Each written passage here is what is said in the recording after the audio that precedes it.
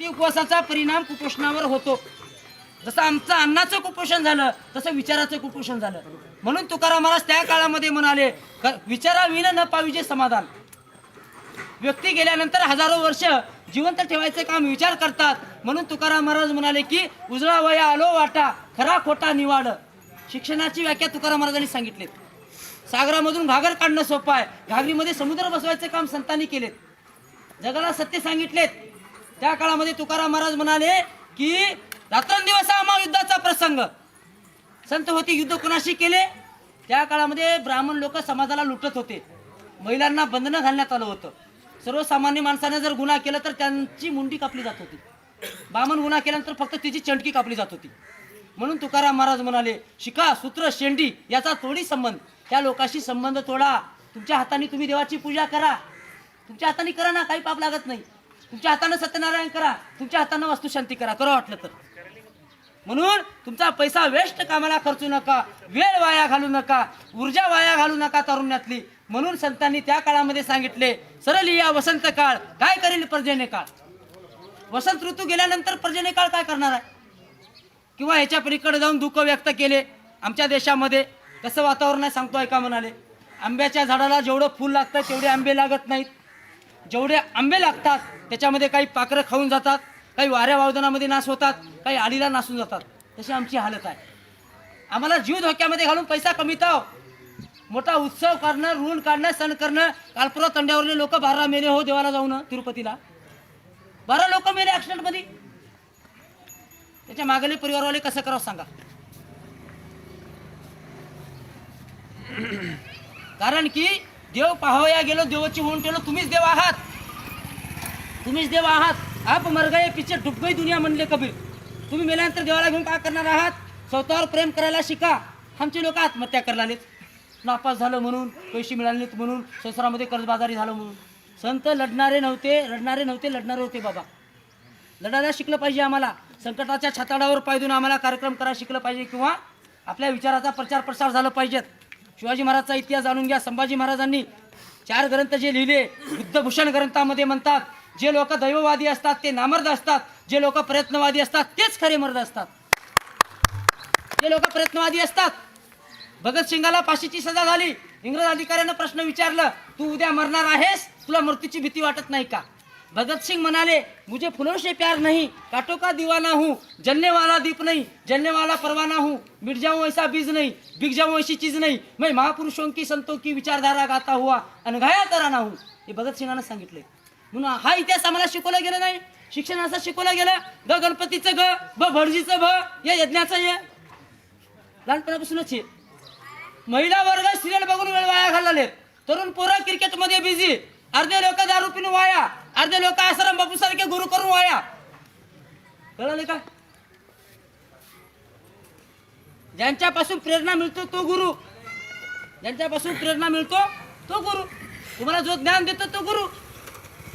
असं अशा गोष्टी आहेत. म्हणून गाडगे बाबा म्हणत होते कीर्तनामध्ये, काही लोक थुकण्यामध्ये गेले, काही लोक फुकण्यामध्ये गेले बिड्या, काही लोक दारू पिऊन झुकण्यामध्ये गेले. कीर्तनामध्ये गाडगे बाबा म्हणत होते, बाबानो तुमचा पैसा, तुमची ऊर्जा, तुमचा जीवन वाया घालू नका. हेच गाडगे महाराज सांगत होते. जे का रंजले गांजले त्याशी म्हणे जो आपुले. एखादी गरीबाचा मुलगा 10वी पास झाला, त्याचा सत्कार करायला शिका. ज्याला अन्न नाही त्याला अन्न द्या, कपडे नाही त्याला कपडे द्या. हे गाडगे महाराज सांगत होते. आणि ऋण काढून सण करू नका, हे संतांनी सांगितले. जे का रंजले गांजले त्याशी म्हणे जो आपुले.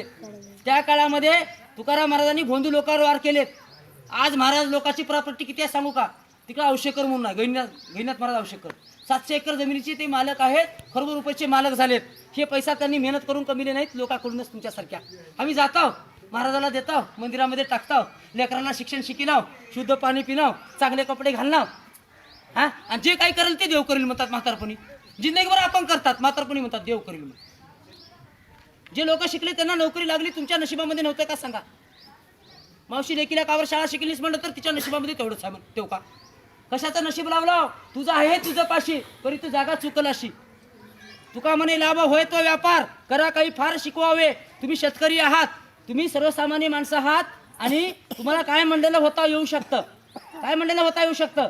आणि आपण मेल्यानंतर स्वर्ग नरक ह्या भानगडीमध्ये पडू नका.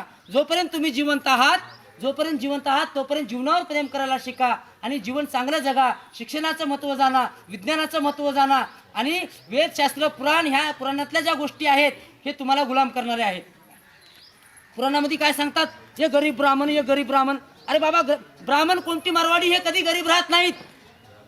ब्राह्मण कोणती मारवाडी कधी बघला का उसाला गेलेलं? कधी हॉटेलामध्ये काम केलेलं बघितलं का?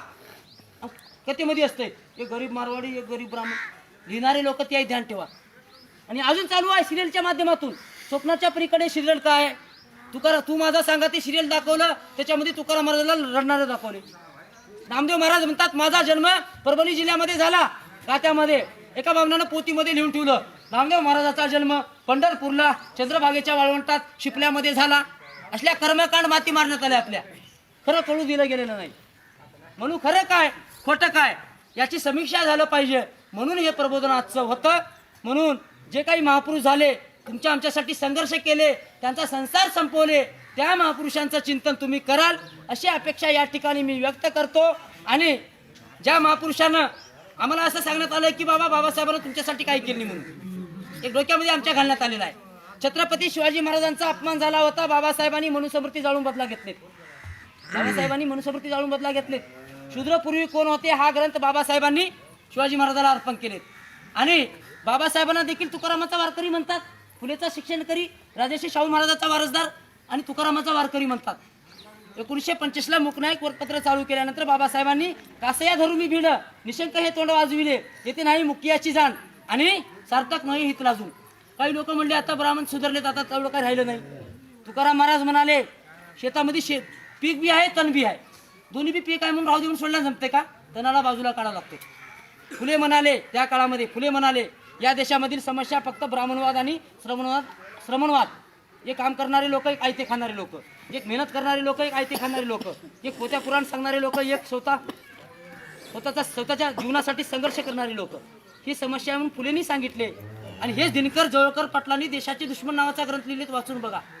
सिंधू घाटी सभ्यता का वाचून बघा. तुम्ही वाचल्याशिवाय आम्हाला कळत नाही. ज्ञानेश्वरी बी तुम्ही वाचा बाबा. आणि तुकाराम गाथा बी वाचलं पाहिजेत. सप्त्यामध्ये तुकाराम गाथेचंही पारायण केलं पाहिजे आम्हाला. कारण ज्या महापुरुषाने स्वतःचा संसार संपवून, तुकाराम महाराज म्हणाले आज्या मेला पंजा मेला बाप मसना गेला, देखत देखत नातू पंतू तोही तैसा मेला.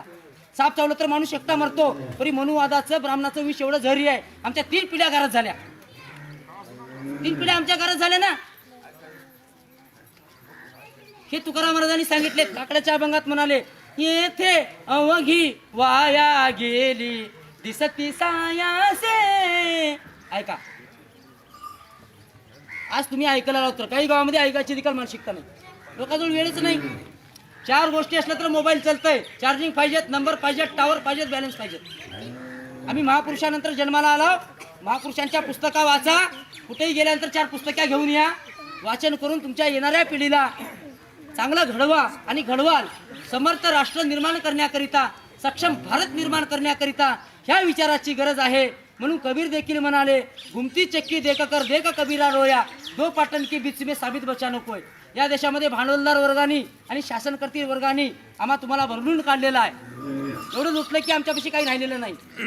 म्हणून कबीर म्हणाले की कमाल म्हणाला कमाल कहे कबीर को दिल का अपाक होय, जो दाना गिल पकडे वो साबूत बस जाय. येणाऱ्या काळामध्ये बुद्ध, कबीर, फुले, शिवराय, आंबेडकर, तुकाराम, नामदेव, चोखामेळा, कबीर, रैदास, गाडगे महाराज, तुकडोजी महाराज यांच्या साहित्याचं जर तुम्ही वाचन केलं तर तुम्हाला जीवन कळल. जर ज्यांनी साहित्य वाचलं नाही, ज्यांना कळालं नाही, ते मात्र अज्ञानामध्ये जीवन जगतील. हे संतांनी सांगितलेत. आणि एवढ्या या ठिकाणी बोलतो.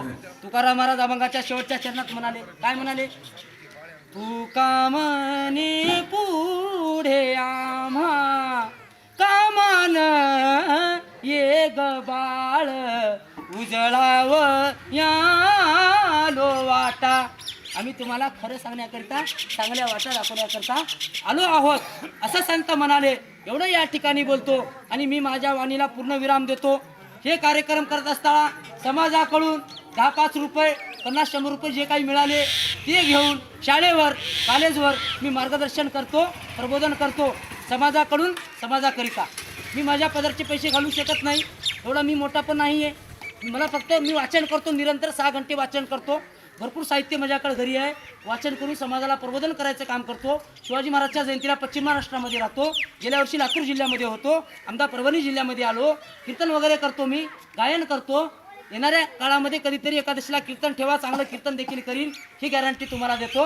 मात्र जात असताना तुमच्यानं घडलं तेवढं मला, अहो एखादी गोसाई लोक आले तर दाळदाणे हाणून देतात तिकडं. गोसाई लोक आले तर नेतात का नाही? गोसाई लोक आल्यानंतर मी तर महाराज आहो, खरं सांगणारा महाराज आहो. तुमच्यानं होता होईल तेवढं तुम्ही मला मदत कराल आणि अशी अपेक्षा व्यक्त करतो. जय जिजाऊ, जय शिवराय, जय भारत, जय अहिल्या.